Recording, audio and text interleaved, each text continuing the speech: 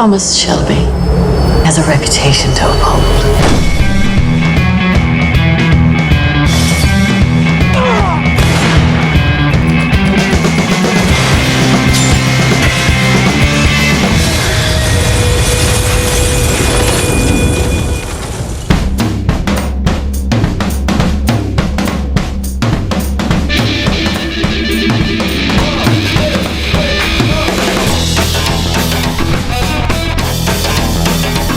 The Peaky Blinders are a family, a criminal gang. The second oldest brother, Tommy Shelby, decides that he's going to go for the big time, and he starts an expansion of the gang. Basically, series 2 is Tommy Shelby tries to take over the world. The pressure's much larger on him, the weight of the world, and he's even more on his own and treading his own path. And at the same time as wanting to expand the illegal empire, his ultimate ambition is to establish a legal business. In the first series, when he's just been spat out from the First World War and, come back a bit damaged by what he's experienced and what he's seen, and having that lack of respect for authority means that he's just like, right, I'm going to take what I can get. The next target is London. Getting involved with the London gangs, which is obviously getting him into a much deeper hole than he ever anticipated. These guys are obviously the most feared and respected gang in Birmingham, but going to London, that's a whole different level. It's all the family problems and the suffering that can come with that, and the strain that myself and Paul Anderson's character and the rest of us are put under through what Tommy's doing. Anyone like Tommy who is so good at what he does attracts the attention of powerful people who he has to use all of his skills and his wits to survive. I think Stephen's writing in the first series was great, but I think in the second series is superb. He's weaved this web involving so many different characters. We've tried to create a bigger world. It's a much bigger palette. And there's much more going on, and we have our fingers in many more pies. It's a little bit more hectic and a bit more faster, and that's what you're talking about this season. So from the first episode, it just goes from there. It's big. It's on a different level this year. It's the whole scope of the thing. I mean, before we thought it was big, and they've really upped it a notch. Right. Contacts in the racing world. Yeah, Michael, you drive. Thomas Shelby. Tommy, down! Tommy Shelby and that fucking Arthur!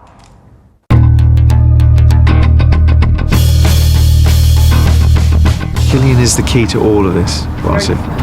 We want Tommy to do well. I think the audience want him to survive, but he acts it so incredibly well. You genuinely have a huge emotion for him as a character. Sometimes I'm looking into his eyeballs going, oh God, you could play it all big and out there, but making him quite internal, it's just as intimidating as someone growling at you. His business is his love, and that's the one thing that he feels he can have control over. Sometimes it's shocking to see him transform into Tommy Shelby. It's a testament to a great actor. He just is the perfect guy for Tommy Shelby. He's an extraordinary talent, and he's a terrifically decent human being. He's a leader, and he's a lovely man, and he's wildly talented. Tommy's composed, got a lot going on, and he takes it all in his stride, and Gillian's very subtle and understated, and it's great to watch, yeah. Sometimes I look at him on set, and he is a boss. He's effortless with it. You may question Tommy's morals, but these guys, the word moral I don't think applies. Pretty heavy history between Inspector Campbell and Tommy. Obviously there's a complicated love triangle there as well, which continues to bubble in this season. And Campbell's wickedness and hatred for Tommy is just being compounded by Tommy's sort of success and expansion. So the two men couldn't hate each other more. You shouldn't love Campbell, but you love him. You just can't help but love him. And that's the brilliance of Sam's performance. Just done a film called Lock with Tom Hardy, and he was brilliant, and we got on really well, and I said, take a look at this, see what you think, and he said yes. Tom Hardy is an exceptional actor to work with, because he's one of the biggest movie stars in the world at the moment, and he's everything that you would hope that he might be on set. What he brings to scenes, he's unpredictable, charismatic, aggressive. Comes against the Sabini gang, and the Solomon gang. They're quite formidable. His biggest threat, interestingly, is Campbell. Chester Campbell's mission is to clean up the police, clean up the gangs. He's capable of great violence. He can be brutal and beastly, but on the other hand, he believes he's on the side of the angels. Campbell is really the one who represents the opposite to Tommy, but you know, as an opposite, you're also a reflection, I think, and so the two of them do have a great deal in common. It's great. I mean, it's kind of like every scene is like, you know, a ding-ding around to Tommy or ding-ding around to Campbell, and it's a constant game of one-upmanship the whole time between the two of them, and they almost seem to enjoy watching the other squirm. Yeah, it's great to play those scenes. And it's been very interesting and rewarding working with Cillian Murphy. I think he's an outstanding actor and a very nice bloke. And we've had a lot of fun.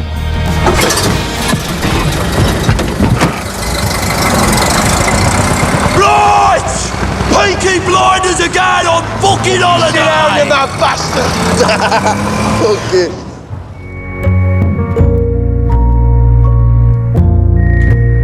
There is something about family aspect that is so crucial. This season, there are sociopathic elements in the family, it's got to be said. Based on the reality of a lot of people who have faced war, is that they cease to care so much about the physical consequences to themselves because they've seen people being blown to pieces. So all of the normal rules no longer apply. And I think that Tommy Shelby has a heightened sense of protecting the family and a reduced sense of protecting himself.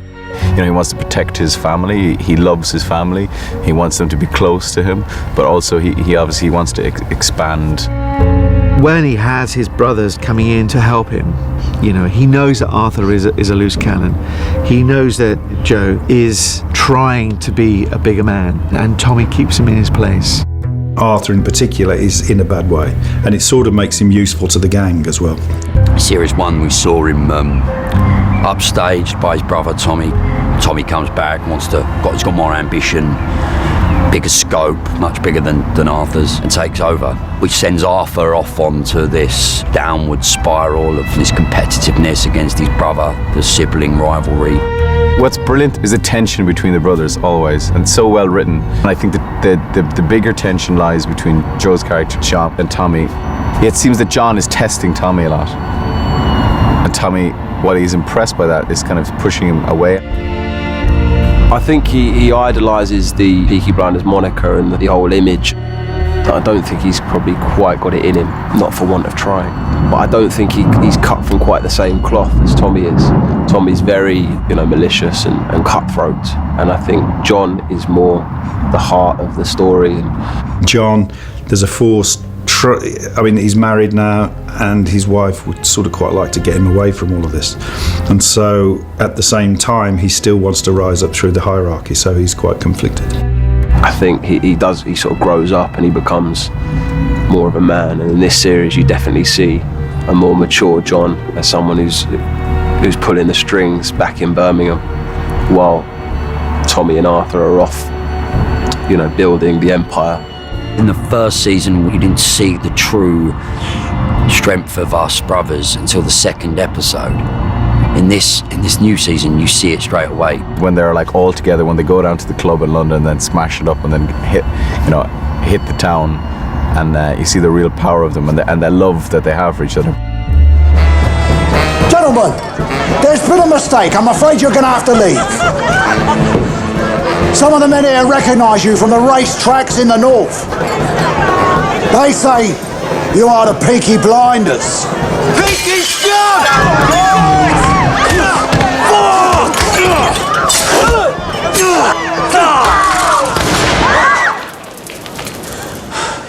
Get out.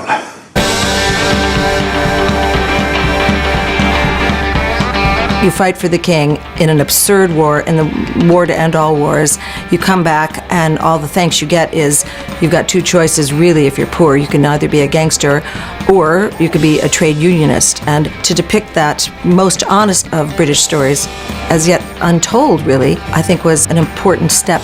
We're mythologizing British gangsters and British working class, which the Americans do so wonderfully and we have never done successfully, and doing it hopefully on a big scale. The classic gangster storyline of attempting to go legitimate but constantly being pulled back down into that criminal world. This strange duality where on the one side he's driven by a desire to own and win and take over and become, part of the ruling elite, and on the other hand he's very faithful to his family, and family is incredibly important to him. Well, there's a new girl in town, and she's so beautiful and she's so good in this, and I think a different flavor for Tommy. We knew he was broken to bits when we first saw him, and he had his heart broken. Is such an unlikely relationship because she is from not aristocracy but from landed gentry. He's obviously a gangster, but it's an indicative of the times because that sort of thing was really happening. In the same club you'd get gangsters, aristocrats, real aristocrats like royal family, actors, or artists, all sorts of people all together, and you would have these relationships developing. So it's just looking at how that happens. I enjoyed it because it really worked well with my character, because she's been around, she's well educated, she's met all kinds of walks of life, different people, and I think while it slightly unnerves her to begin with, I think she's able to match him in that she doesn't fill the gaps because he's not saying anything. She's quite happy to sit in silence if that's what he's projecting out.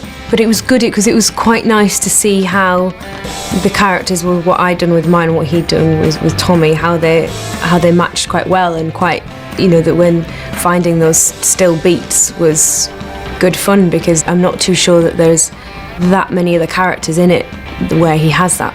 In series 1 there was an attempt to deaden the pain of the war amongst a lot of the people. I think in this series it's people just trying to forget things just by enjoying themselves and having fun, and a lot of hedonism, a lot of drinking, and it was a cocaine era, and everything was fast and jazz and crazy chaos, and that's something that I want to try and capture in this. Series 1 was opium and series 2 was cocaine, and so in the way that series 1 was about oblivion and searching for some kind of escape, the relationship with Grace and all of that, series 2 is about hunger, ambition, desire, and teeth grinding, I suppose. Those of you who are last will soon be first. And those of you who are downtrodden will rise up. Yep. You know where to find us.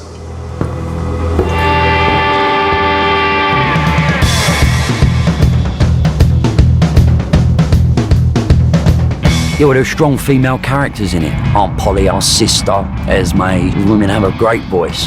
What's brilliantly unconventional about this show is that you have this matriarchal figure, which is Polly, played wonderfully by Helen McCrory, but she's not their mother, she's their aunt, and she would be the one, if Tommy did die, that would take over for sure.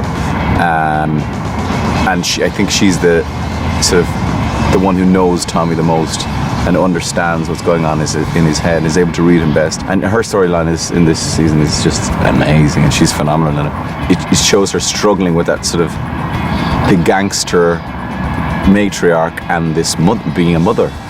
She defends her family throughout the series, really, whether it's Grace, who was double-crossing Tommy, whether it was Arthur's own demons, and she's the sort of female breath, really, through the piece. I don't feel, for instance, Polly is necessarily an inherent violent woman, but she will have turned to violence in order to defend herself. Equally with Tommy, we know the First World War's brutalised him, but he's he's a very intelligent man. And together, Tommy is really the person she's closest to. They manage the sons, and just like in any family, there are the problem children, there are the ones that are succeeding, there are the people that they looked after as well when they come back. Polly, such a strong character, and also I feel like my character's really developed and is a strong woman. All of them, I think that's really exciting and rare. Gypsy women, they're born to breed and to look after their family, and for Esme to then join the Shelby family, there's a change in her for season 2 which I felt like contradicted those traditions and that idea.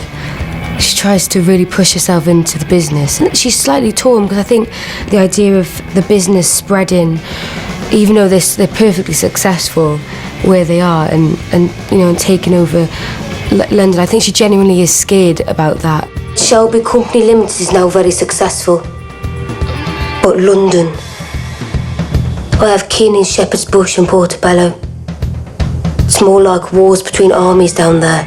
I do think that she's inspired by Polly, and Polly runs the roost, she rules the roost, she knows exactly what she's doing, and most of the time she's probably the only person that's actually making any sense. There's like a big surge now of, not only in film but TV as well, of like really strong female characters, but I think that's exciting for everybody. I don't even think it's necessarily just women that enjoy that. It's written really truthfully. I don't think it's like, oh, let's put a strong woman in there so women enjoy it. And I think where you have one strong woman draws lots of other strong women. So I think that's why there's so many good female characters in there. I mean, Polly really is a fixture. She needs to be there to hold up a mirror to Tommy and say, this is who you are. She's so scary at some point and so vulnerable. At other times, she can do it with a look. The female characters are, I hope, strong and central, and they're certainly not just the other half of a relationship. They are main players within the whole thing. I'm sorry.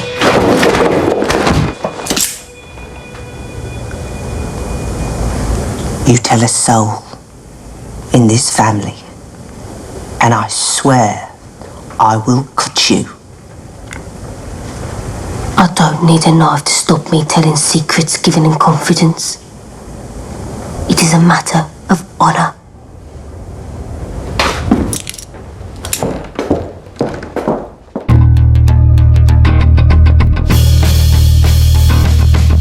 To do a series 2 after a very successful series 1 is very hard. There are approximately 3 times as many locations and more than twice as many cast in Peaky Blinders this year. It's a much bigger world. It's not just the world of Birmingham, it's the world outside of that too. It's London, and it's the empire ultimately for Tommy Shelby. I think that there is a point whereby Tommy Shelby's world can only last so long, just because of all the risks he's going to start taking. And I think he's going to start taking bigger risks in the next series. Tommy Shelby was dealt a very good hand in Series 1. He got the guns, and he knew how to play it. Series 2, he's dealt a bad hand. And the measure of a man is what you do with that bad hand, what happens when he's really under pressure. The Shelby family can go on, that they have the ability to move on to the next phase of their life, Peaky Blinders is spearheading something that's different, that's bold and original and daring, and I'm very excited to be part of that. You can't help but get sucked into this world. I've never been part of something like that where you don't know what's going to happen, and I can sit here now and speculate, but I don't know. I'll see what Stephen wants to where he wants to take it. But I'll just wait in excitement to see what happens to him. What will become of Arthur? Do you think he'll meet his end? And whatever it'll be great. This could just go on and on and on, which I hope it does, because it's so good. Even if I'm not in it, I just want to watch it. Once you start off on a high standard, you can only take it further. And then you see the start of what might be coming, where we'll try and break America. He doesn't want to be in trouble, he just wants to get on with his life. But he seems to be involved with so many dreadfully difficult people, including the IRA, to the Sabini gang, Solomon gang. It's getting bigger, it's getting richer, And as a result of that, it's getting more dangerous, and they're entering areas of even greater jeopardy. Can they survive, out of their comfort zone? Will this work, or have they just taken one step too far?